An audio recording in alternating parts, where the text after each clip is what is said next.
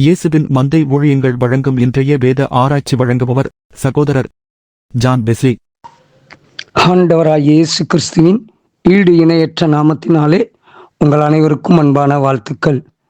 இந்த நாளுக்கான வேத வசனம் 1 யோவான் 3ஆம் அதிகாரம் 8ஆம் வசனம். பாவம் செய்கிறவன் பிசாசினால் உண்டானாய் இருக்கிறான். ஏனெனில் பிசாசானவன் ஆதி முதல் பாவம் செய்கிறான். பிசாசினுடைய கிரியைகளை அழிக்கும்படிக்கே தேவனுடைய குமாரன் வெளிப்பட்டார். தேவனுடைய குமாரன் ஏன் வெளிப்பட்டார்?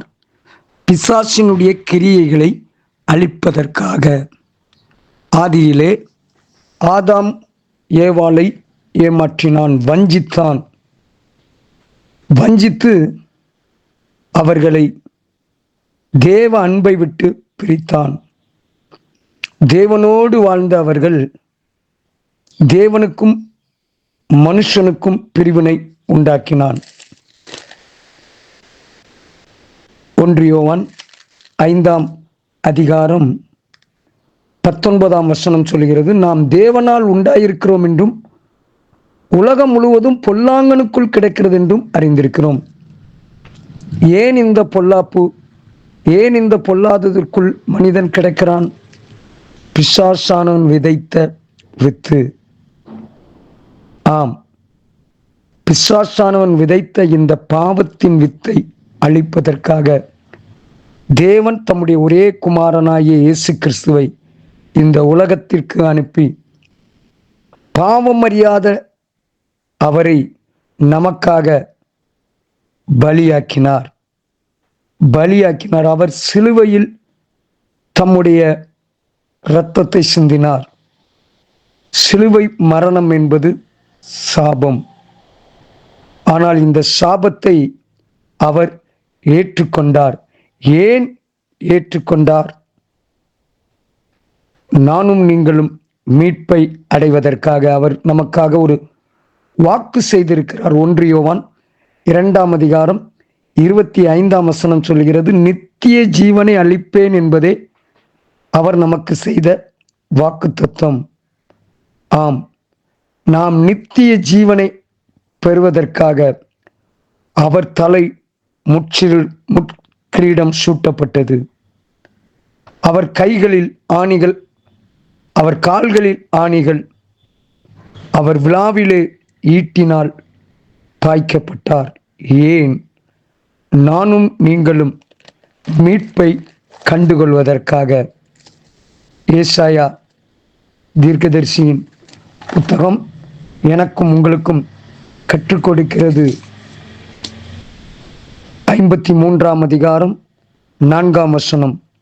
மெய்யாகவே அவர் நம்முடைய பாடுகளை ஏற்றுக்கொண்டு நம்முடைய துக்கங்களை சுமந்தார்.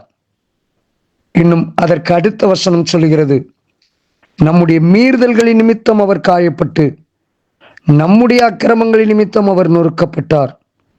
நமக்கு சமாதானத்தை உண்டு பண்ணும் ஆக்கினை அவர் மேல் வந்தது. அவருடைய தழும்புகளால் குணமாகிறோம். கர்த்தரோ அவரை நொறுக்க சித்தமாகி அவரை பாடுகளுக்குட்படுத்தினார். ஏன்? நானும் நீங்களும் மீட்பை ருசிப்பதற்காக. நாம் அவனவன் தன் வழியில் நடந்த நம்மை அவர் தம்முடைய நித்திய ஜீவனுக்கு நேராக திருப்புவதற்காக அவர் இந்த பூமிக்கு மனுஷனாக அவதரித்தார். அருமையான கர்த்தருடைய பிள்ளைகளே, இந்த கால வேளையிலே கர்த்தர் நமக்கு ஒன்று காரியத்தை கற்றுக் கொடுக்கிறார். நானும் நீங்களும் ஆதாம் ஏவாளின் பாவத்தின் சாயலில் இருந்து மீட்கப்பட்டு தேவன் அருளுகிற நித்திய ஜீவனின் சாயலை பெற்றுக்கொள்ள அவர் இந்த பூமிக்கு மனிதனாக அவதரித்தார் என்று வேதம் எனக்கும் உங்களுக்கும் கற்றுக் கொடுக்கிறது. தேவன் தம்முடைய ஒரே பேரான குமாரனை விசுவாசிக்கிறவன் எவனோ அவன் கெட்டு போகாமல் நித்திய ஜீவனை அடையும்படிக்கு அவரை தந்தர்லி இவ்வளவாய் உலகத்தில் அன்பு கூர்ந்தார் என்று யோவான் 3:16 கூறுகிறது. உலகத்தில் வந்த எந்த ஒரு மனுஷனையும் உயிர்ப்பிப்பதற்கும் வெளிச்சத்தை காணச் செய்வதற்கும் பாவத்தின் சாயலிலிருந்து மீட்பை கண்டு அடைவதற்கும் மனுஷகுமாரனாக இந்த உலகத்தில் அவர் வெளிப்பட்டார்.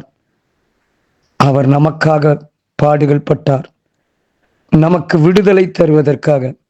அந்த விடுதலையின் தேவனை பற்றி கொள்வோம். ஜெபிப்போம். அன்பின் தகப்பனே, எங்களை மீட்க பாடுகளை ஏற்றுக்கொண்ட, துக்கங்களை சுமந்த, சிலுவையில் ரத்தம் சிந்தின உம்மை பின் செல்ல எங்களுக்கு உதவி செய்யும்.